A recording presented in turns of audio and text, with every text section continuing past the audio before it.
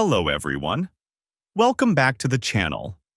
Today I will show you how to reset the root password on the vCenter Server Appliance, version 8.0 U2 and later. If you have tried older methods before, you may see errors while running the same commands.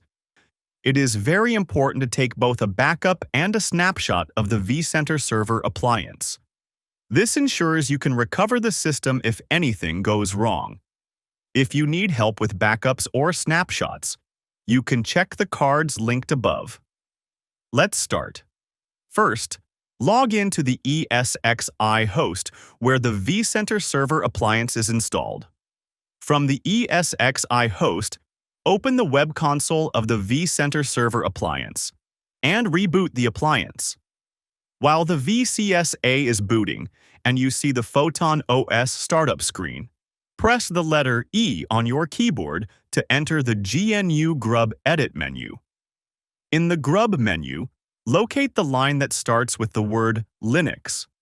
Move your cursor to the end of that line and add the required boot option for single user mode. After adding the option, press the F10 key to continue booting. The system will now boot into a command line interface. At this stage, the file system is mounted as read-only. You must remount it as read-write before making any changes. If the root account is locked due to multiple failed login attempts, unlock the root account. Next, reset the root password. Run the password command. Enter a new root password.